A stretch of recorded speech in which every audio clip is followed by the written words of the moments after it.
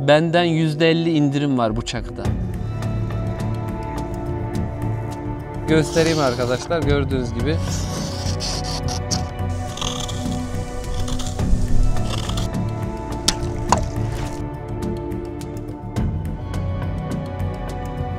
Selam, ben Barış arkadaşlar. Yeni bir inceleme videosuna hoş geldiniz. Bugün Nizam Knife'ın Tuna model çakısını inceleyeceğiz. Bu bize Hakkari kampına gitmeden önce geldi. Yaklaşık olarak 1-1,5 aydır bu modeli kullanıyorum ve oldukça memnunum. Bakalım nasıl bir şey çıkacak.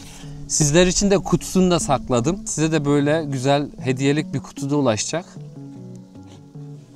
Açtığımızda en sevdiğim renkte, turuncu renkte böyle bir çakı çıkıyor sevgili arkadaşlar. Tabii ki Cumartesi Dağcıları yazısı. Çakımızda sevgili arkadaşlar 90 milim namlu ucu, toplam 215 santim boy ve kapalı hali de 120 santim ve ağırlığı da 150 gram civarında geliyor arkadaşlar. Tek elle rahatlıkla açabiliyorsunuz. Namlu 3 milim N690. Buradaki kabzesine baktığımızda cikarta kabzeli, kumaş cikarta kabzeli bu arada ve liner look, yani şuradaki kilit sistemi kesinlikle oynama yapmayan bir kilit sistemi arkadaşlar. Açıldıktan sonra gördüğünüz gibi kapanma yapmıyor. Bunu kapatmak için bunu böyle yapıp kapatmanız gerekiyor. İç kısmında rulman var. O yüzden gördüğünüz gibi tek elle böyle ustalıymış gibi açabiliyorsunuz. Normalde açabilirsiniz. Ben tabii şu an alıştığım için, tek elle açmaya çok alıştığım için böyle görünüyor. Burada gördüğünüz gibi kemer tokası var. Bıçakta kullanılan bütün metal aksam ısıl işlem görmüş, paslanmaz çelikten üretilmiştir arkadaşlar. Kemer tokası, buradaki parmağımızı takıp açtığımız yer dahil olmak üzere. Sırt kısmı gördüğünüz gibi kapalı, açık bir bıçak değil. O yüzden bir tık ağır ama güven veren bir bıçak. Arka kısmına baktığımızda da buradaki çıkıntısıyla kabuklu yiyecekleri, ceviz, fındık gibi kırabilir, cam kırabiliriz acil durumlarda veya soda şişesi açabiliriz. İlk izlenimlere geldiğimizde sevgili arkadaşlar tutuşu oldukça iyi. 1,5 aydır kullandığımı unutmayın. Ve gördüğünüz gibi keskinlikte herhangi bir eksilme, azalma veya körelme gibi söz konusu değil. Bu arada Nizam Knife'ın bıçaklarını şu yüzden seviyorum. Herhangi bir bakıma ihtiyaç duyduğunda ücretsiz bir şekilde gönderip bütün bakımlarını yaptırıp geri alabiliyorsunuz. Bunu da ücretsiz bir şekilde yapıyorsunuz. Hemen şurada teknik özelliklerini yazdığım kağıtta da kıl testinden sonra çok gerek yok ama yine de şöyle bir göstereyim arkadaşlar. Gördüğünüz gibi ağır da hareket yapsanız, çok hızlı da hareket yapsanız oldukça keskin bir şekilde geliyor sizlere ve bu keskinliği kesinlikle koruyor. Tabi çakı için bazı senaryolar gerçekleştireceğiz şimdi sizlerle. Bir çakıyı aldığınızda tabii ki tıraş olmayacaksınız veya kağıt kesmeyeceksiniz. Bu çakıyla ne yapabilirsiniz? Doğada yemek yapabilirsiniz veya evde yemek yapabilirsiniz.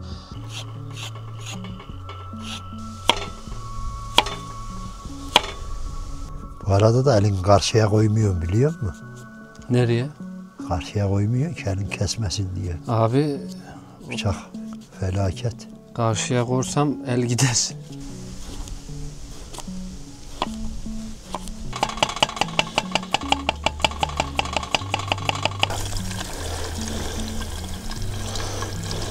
Yemek aşamasında kullandığımız soyma yaptık ve kesme, doğrama yaptık. Bunlarda herhangi bir sıkıntı yok. İlk geldiğinde çok rahat yapacağından eminim. Uzun zaman kullandığım için şu an çok daha eminim. Şimdi buradaki senaryomuzun diğer kısmına geçtiğimizde arkadaşlar bir tahta parçasını sivriltip herhangi bir şeyde kullanmamız gerektiğini düşünürsek şöyle bir çubuk buldum. Ve bunu yapmak için de güvenli bir şekilde vücudumdan dışarı doğru yapmam gerekiyor.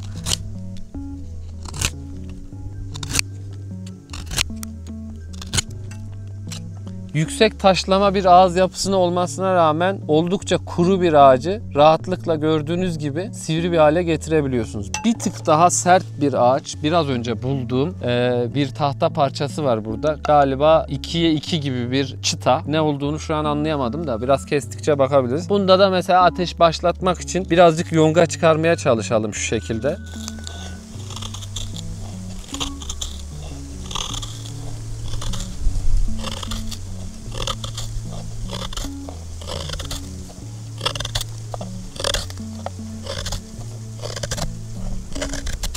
Hiç zorlanmadan gördüğünüz gibi oldukça fazla ve güzel yonga çıkarabiliyoruz. Estetik olarak da hepsi aynı milimde. oluyor. Bir çakıyla değil mi, yemek yaparsın. Doğada herhangi bir şey kesebilirsin. Ahşapla uğraşabilirsin. Ve bunları 1,5 aydır çok rahatlıkla yapan bir çakıdan bahsediyorum. Oldukça kullanışlı ve oldukça çok hoşuma gitti. Sanki sap kısmında renklerde böyle biraz dalgalanma falan olsaydı daha da hoşuma giderdi diye düşünüyorum. Böyle birazcık çok sade olmuş ama görünürlüğü çok iyi. Herhangi bir yerde unutamıyorum çünkü direkt parlıyor. Kabze kısmını farklı renkleri zaten var. Belki de öyle desenli olanları da vardır. Ben bakmadım. Ben sadece turuncu demiştim. Bu geldi. En sevdiğim özelliği tek elle rulmandan dolayı çok rahat açılabiliyor olması. Ve bu arada ben rulman var mı yok mu diye buradaki şeyi alyanla sökmeye çalıştım. Sökebildim de ama ilaçla kapatılmış hepsi arkadaşlar. Öyle kolay kolay sökülmüyor, haberiniz olsun. Bence denemeyin. Ve son test olarak da bir şey daha deneyelim mi Zeki dayı? Şöyle vuracağım ha.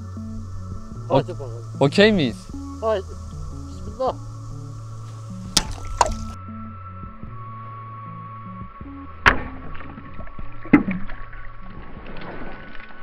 Oh! Ne oldu? Kesildi ya. Abi Vallahi müthiş ha. ben şaşırdım şu an. Bunu yapabileceğini beklemiyordum ha.